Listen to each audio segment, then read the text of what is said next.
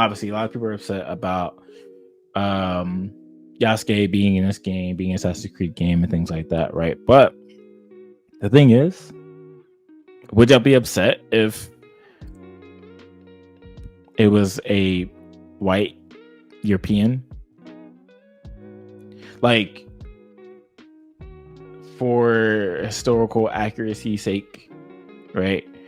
Would you be upset if like one of the European peoples that were samurai that were samurai in history, and they have more history, they have more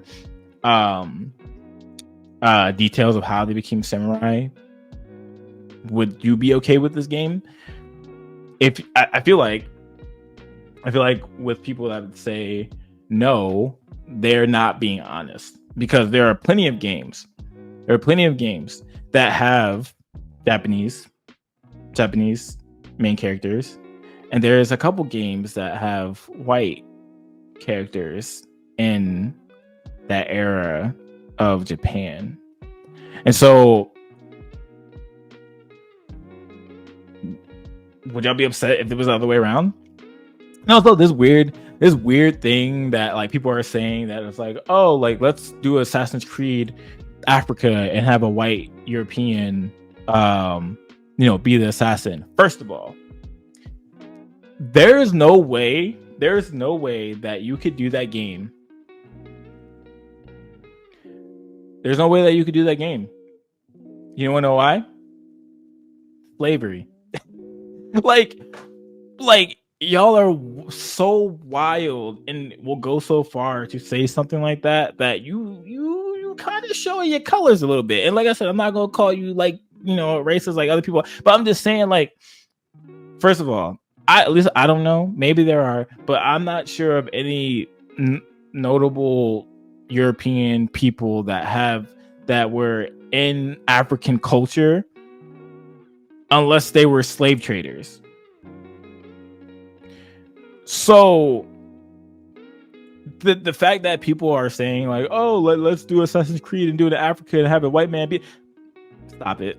You sound weird. You sound like a goofy person, and you need to go outside and touch some grass, because that's not the thing to do. One of the reasons, like, 'cause I literally do not think that the outrage would be this hard if it was like someone that we're gonna actually see in a minute, if they were one of the main characters.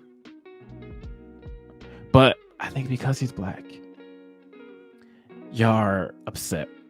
And so let's watch this video really quick. So there's a hit TV show that has been going right now called Shogun. I have yet to watch this show. I heard it's really, really good and I plan on it. But the fact that, I don't know what the outrage was, if there was outrage about this. I'm pretty sure there probably wasn't, because, it was a white. No, I'm not even gonna go there. But I don't think that y'all were upset about the show. I'm pretty sure I've heard great reviews about this show.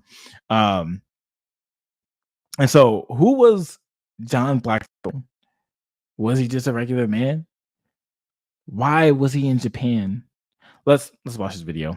Have been released, and so far it has been a very captivating and compelling story set in feudal Japan during the Sengoku Jidai warring period. And this was also a period when many European merchants and traders began to arrive in Japan for the first time. And in the show, you're introduced to a character who is shipwrecked and captured by the Japanese. His name is John Blackthorne, and he's from England. And I found his predicament so interesting that it made me want to look a bit deeper into his story. And what I found shocked me.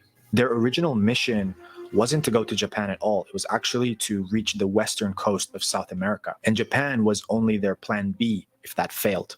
So they set off from Holland with 5 ships and sailed across the Atlantic Ocean through the Straits of Magellan. Only 3 of the 5 ships actually made it through the Straits of Magellan. The others were lost due to storms. Another was actually captured by the Spaniards. And once they went around the tip of South America and actually reached the Pacific Ocean, they didn't actually want to stay in the western coast of South America because they were afraid of further attacks from the Spaniards. So they decided to keep going west to Japan. On the way, they're said to have made landfall in some islands which were probably the Hawaiian Islands. And some of the crew members actually abandoned the expedition and decided to stay in Hawaii. They sailed westwardly to Japan. After 19 months, they finally reached the coast of Japan. There was only one ship remaining, and it was called the Liefde, which means charity in Dutch. The other ships were lost for various reasons, storms, or they may have even just been lost their way and ended up going in a completely different place. Out of the original crew of 100 sailors, only about 20 were left, barely alive, sick, dying, starving, and diseased. And they managed to harbor their ship in a place called Kyushu in Japan. Out of those 20 men who actually made it, only 9 would survive. And one of those men was called William Adams. And William Adams is the man who John Blackthorne in the show is based on. His life is based on William Adams. William Adams was actually an Englishman, even though he was in this Dutch. Okay, so the whole show of Shogun is based off of William Adams. I'm not a history guy, but that's who it's based off of. And if you're a history channel, I trust you. And I don't have time to go through articles. So there we go.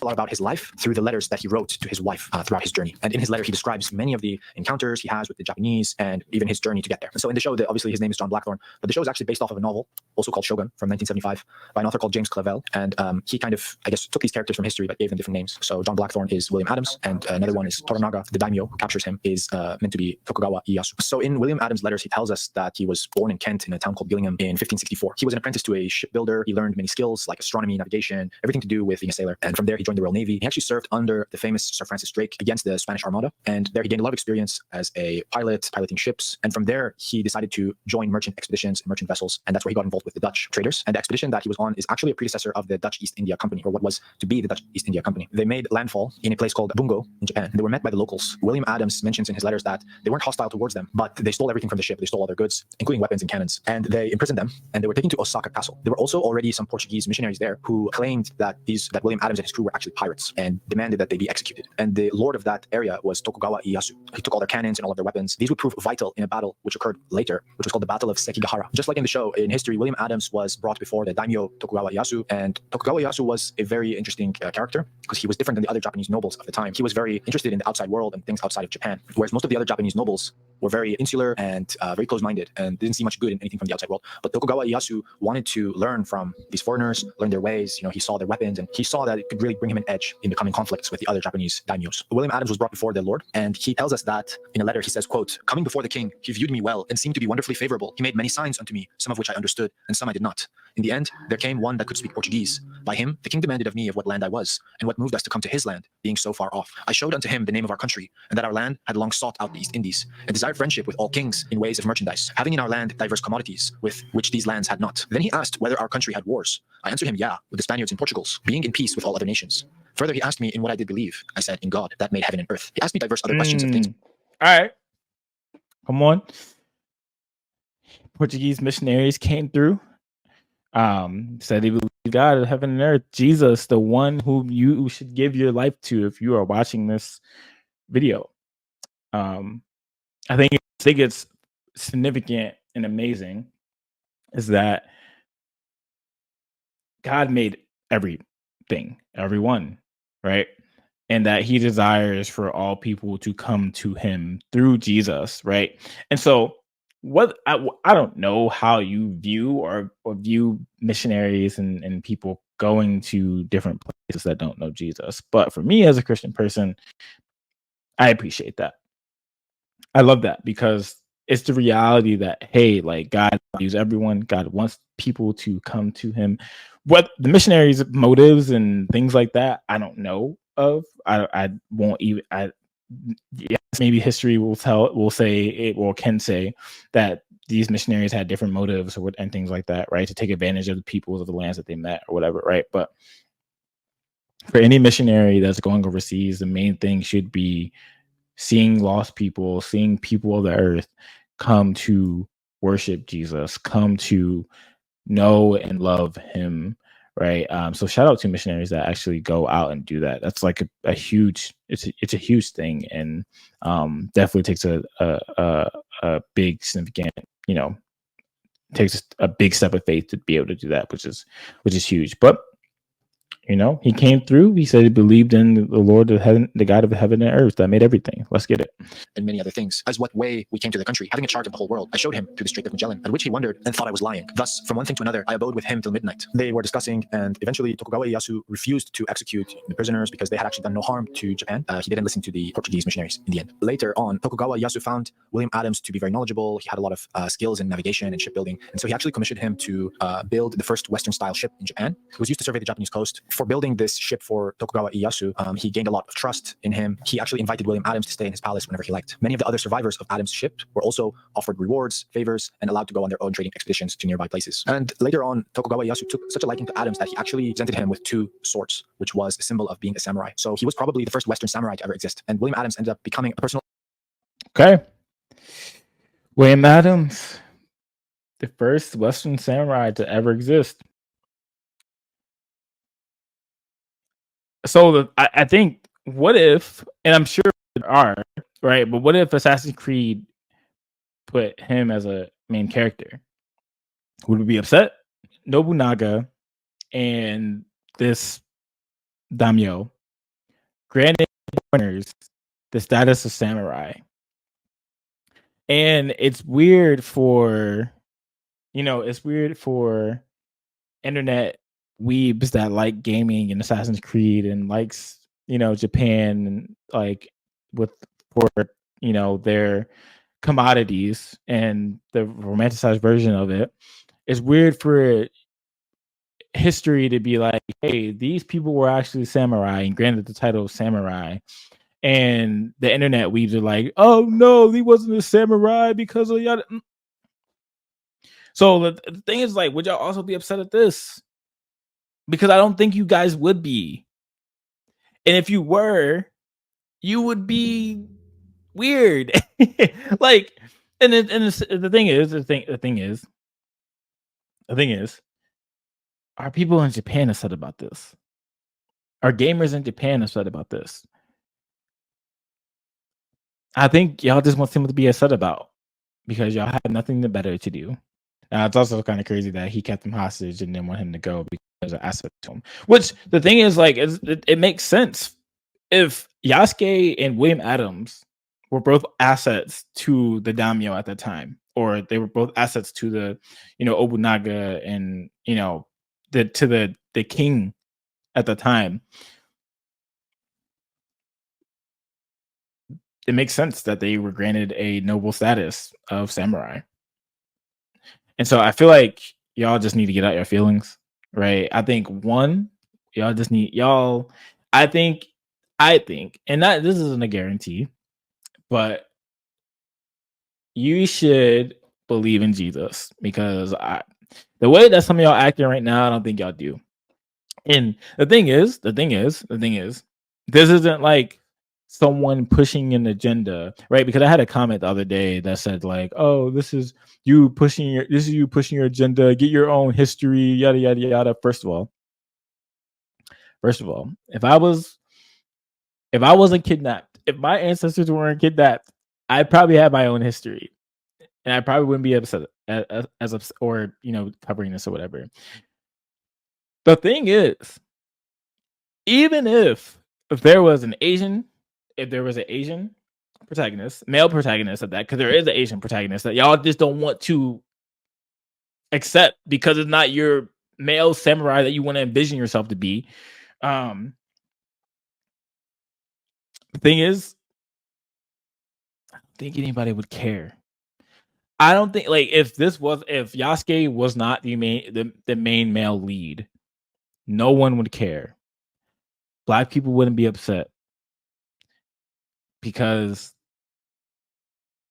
I don't even know if most black people even play this game, to be honest. But I mean, maybe I do. But like, I don't think anyone would be upset. They would just be happy about playing a game set in Japan. First of all, I know, especially for me, a lot of black people like games like this. The anime that we watch, the things that we consume, the media that we consume, that y'all consume as well, we enjoy. I enjoy. So the fact that, like, even if Assassin's Creed was just like, okay, we're gonna have an Asian in the DLC, we're gonna have an Asian male protagonist. No one would be as pressed. It's only y'all weirdos that are upset that there is a black character that is historically depicted, definitive, that he came from as a slave from the Portuguese, and that he was granted the title of samurai. He fought with Obunaga. He was granted special status. The fact that this is all definitive, the rest of his life we don't know about. Cool, whatever. And it gives creative freedom for all these different things that have been made. No, like they decided to do this, and y'all have to deal with it. But the thing is, if even if it wasn't the case, no one would care. It's only because you guys want something to be mad about. It's like the conservative people that like are wanting to fight against wokeness, that y'all don't understand what wokeness is. Y'all want something to be mad about. And I get that. Get to your bag. Get to the bread. This is shoot. Like, this is why I'm doing this video. Not because I want to get to the bread, because I actually like I really do hate when like these weebs and nerds and things like that, like they have such a problem with having black characters in a fictional fantasy world that they decide to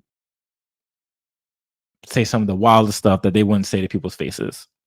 And so the thing is, at the end of the day, y'all should believe in Jesus, because I think it would get some of that hatred out of your heart for sure.